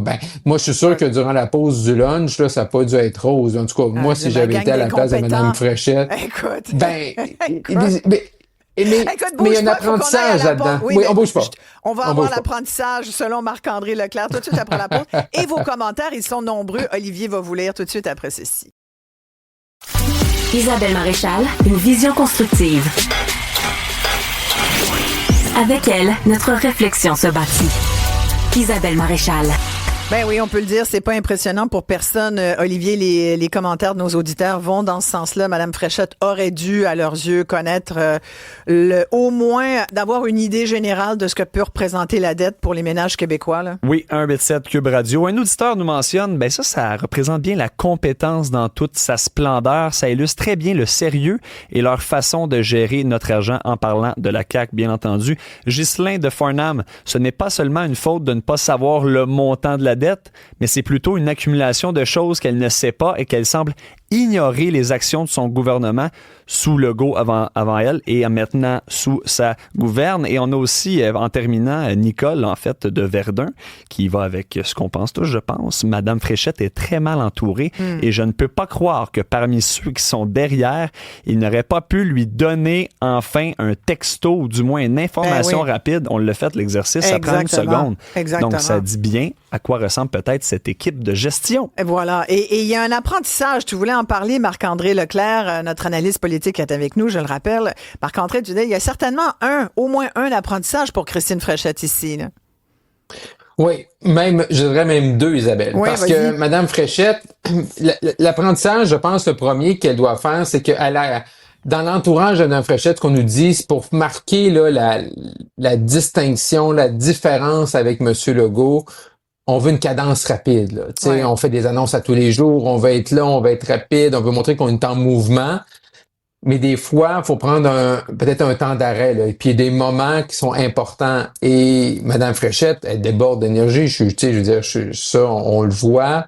Elle est allée à Washington, elle est allée en France. Certains parlent même peut-être d'un voyage au Mexique. On attend des dates, peut-être à la fin de la session après le 12 juin. Mais il reste néanmoins que pour certains moments, tu dois prendre un peu du temps de préparation, de te reposer un peu. Demain, là, elle s'en va, dans la plus, tu vas le dire, je suis sûr qu'Isabelle, dans la plus belle région au Québec, qui est le Saguenay-Lac-Saint-Jean. Donc, elle s'en va là. Elle a des annonces qu'on me dit, elle va parler d'économie, de santé. Donc, on voit qu'elle est en mouvement. Mais l'apprentissage, c'est que quand tu arrives dans un moment important comme l'étude des crédits où c'est tout le monde le sait, puis elle connaît par expérience, elle était ministre, c'est la folie ici, il faut faire attention à ça. Et deuxièmement, ça nous prouve aussi l'apprentissage que souvent les ministres, comme elle était à l'immigration et à l'économie, énergie, t'es souvent très sectoriel, hein? Tu connais tes ministères, tes dossiers à toi, mais une fois que tu deviens chef de parti et à un moment donné, si t'es chanceux, tu deviens premier ministre, t'as comme un apprentissage plus large où là, tu vas aller rencontrer des groupes en éducation, en santé, en transport. Donc, tu sors un peu de ton corps et de sable. Et c'est peut-être ça le travail aussi que Mme Fréchette a là à faire devant elle. L'économie, ça va. L'immigration, ça va. Mais pour les autres sphères aussi, elle aura un travail à faire aussi d'aller voir qu'est-ce que son gouvernement, même son propre gouvernement, qu'est-ce qu'ils ont fait dans le passé. Ben c'est ça, la difficulté aussi, tu le disais, de manquer de temps, là. Je croisais un de ses proches récemment, puis j'ai dit, vous travaillez fort, vous avez peut-être manqué de temps, par exemple, pour faire tout votre programme. Puis il m'a dit, non, Christine Fréchette est capable d'acheter du temps. Pas sûr, elle peut faire beaucoup de choses, mais je sais pas si elle peut fabriquer du temps. Tu penses que ça va être... Il y en a qui ont dit une bourde importante pour Mme Fréchette. Est-ce que ça va la suivre au cours de la campagne? C'est sûr que je suis sûr que les oppositions vont lui remettre ça sur le nez. C'est sûr que ça va dépendre. Ça va dépendre de l'actualité. C'est sûr que pour Mme Fréchette, ça aurait été bon peut-être que le Canadien remporte hier soir. Ça aurait permis de parler et d'être plein d'espoir pour le match demain soir du côté de la Caroline. Donc c'est sûr que donc c'est ça aussi, hein, la politique. Moi j'ai toujours dit, Isabelle, c'est très circonstanciel. Mais souvent, ça prend, malheureusement, pour nos politiciens, politiciennes, des fois, ce qui te reste collé à la peau, c'est un élément, des fois, qui est tout simple, mais des fois, qui permet aussi de tout le monde de comprendre. Et là, on le voit dans les commentaires qu'on reçoit de dire, OK, les gens disent, elle aurait dû le savoir. Et là, quel impact ça va avoir sur les gens qui avaient quand même une bonne première impression de Mme Fréchette, là. Voilà. Merci beaucoup, Marc-André Leclerc. Toujours un plaisir. On t'écoute à LCN, analyse politique. Merci, Olivier. Merci Florence, Noah à la technique. Merci bien. Maxime à la régie numérique. Merci à vous tous. À demain. Cube.